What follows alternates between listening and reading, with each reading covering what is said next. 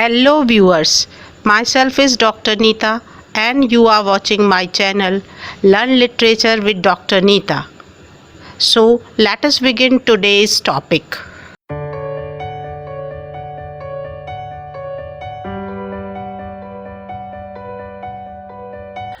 Hello dear students, आज जानेंगे figures of speech के बारे में। ये हमारी फिगर्स ऑफ स्पीच का थर्ड पार्ट है और इसमें हम जानेंगे उन फिगर्स ऑफ स्पीच के बारे में जिनमें साउंड का एक बेसिक रूल रहता है, जैसे एलिट्रेशन एंड ऑनोमेटोपोइया। एंड इसके अलावा एक और फिगर ऑफ स्पीच है जिसमें साउंड का यूज नहीं है, but still it is significant, that is apostrophe. So all the three figures of speech have been described in this video. So begin. So first we would talk about alliteration. The word alliteration is derived from Latin word latera. It means letter of alphabet. Obviously, the sound of the letter of alphabet is quite significant in alliteration. Alliteration is a figure of speech in which a series of words, usually two or more words close together, have the same first consonant sound. देखिए, alliteration में दो या दो से ज़्यादा words एक दूसरे के पास रखे जाते हैं और उसके कॉन्सोनेंट की साउंड सेम होती है.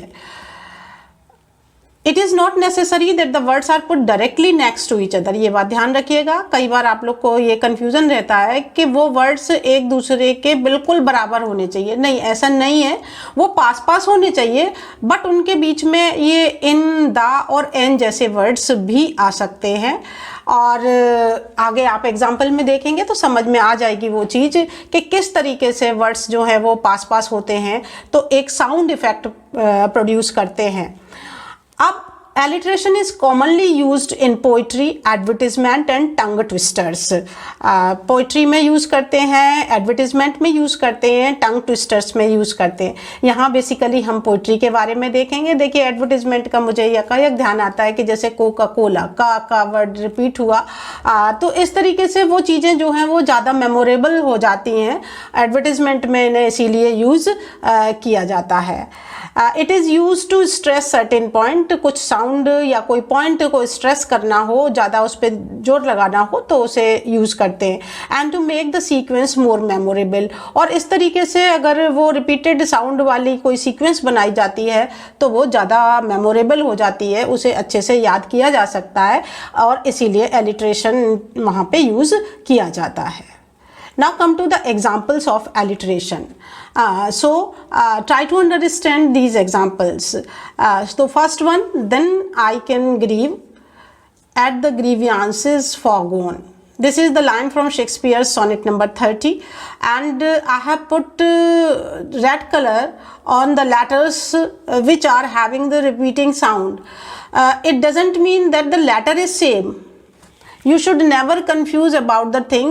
अगर एक ही लेटर रिपीट हो रहा है तो ज़रूरी नहीं कि वो एलिट्रेशन होगा. उसकी साउंड, क्योंकि कई सारे लेटर्स इंग्लिश में ऐसे हैं जो अलग अलग प्लेसेस पे अलग अलग साउंड देते हैं, लेकिन आपको देखना है कि साउंड रिपीट होनी चाहिए. लेटर रिपीट हो रहा है, इससे बात सिर्फ पूरी नहीं हो जाती. तो देखिए, here we see then can I grieve, ga, at the grievance, ga, foregone, ga. That ga sound has been repeated, that is why it is alliteration. अब देखिए, ये जो वर्ड है grieve और grievance, they are close together. एक दूसरे के पास तो हैं लेकिन एक दूसरे के नेक्स्ट टू ईच अदर नहीं है. मतलब बिल्कुल इनके बीच में क्या वर्ड आ रहा है, बीच में एट आ रहा है. तो ये ज़रूरी नहीं कि वो एक दूसरे के बिल्कुल ऐसे होंगे, नेक्स्ट टू ईच अदर होंगे, बल्कि वो पास पास हैं. नेक्स्ट एक और एग्जांपल देखते हैं. For the sky and the sea and the sea and the sky, sound of S has been repeated. Sky and the sea and the sea and the sky, सा. Similarly, lay like load on my weary eye. Lay like load, la, my eye. I sound has been repeated. So in this way, these are the examples of alliteration. Same you can understand the next one. Now come to another figure of speech, that is onomatopoeia. The word onomatopoeia is of Greek origin, Greek से लिया गया है, which simply means word making. इसका मतलब है word making. लेकिन English में ये किन्हीं और तरीके की वर्ड मेकिंग को डिनोट करता है, जिसमें किसी भी चीज़ की नेचुरल साउंड आती है, किसी भी व्यक्ति की या चीज़ की या नेचुरल थिंग्स की जो आवाज़ें हैं वो वर्ड्स खुद डिनोट करते हैं, तो उन वर्ड्स को ओनोमोटोपोइक वर्ड्स कहते हैं. पोइट्स और writer use onomatopoeic words to create a sound effect. इनसे साउंड इफेक्ट आता है and to make the description more expressive. और जब ये वर्ड्स यूज़ होते हैं तो कोई भी डिस्क्रिप्शन जो है वो ज़्यादा एम्फेटिक और एक्सप्रेसिव हो जाता है. Here is a list of words which imitate sound produced by. For example देखिए, पानी की साउंड है. अब अगर आप हिंदी में समझे तो उसे ऐसे समझते हैं जैसे पानी बरसा तो कैसे बड़ा टिप टिप. वो टिप टिप वर्ड जो है that is onomatopoeic word and it is indicating the sound of water coming on the earth drop by drop.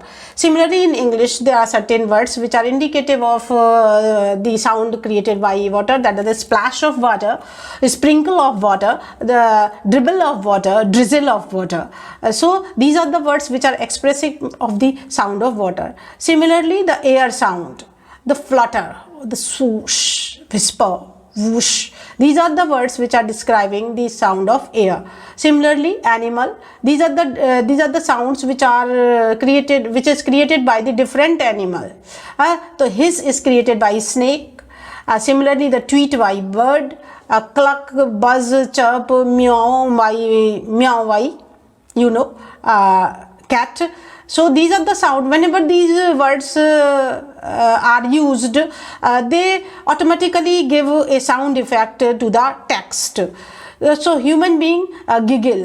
It means when they are showing their teeth and doing something like smiling or with their teeth open, so it means they are giggling.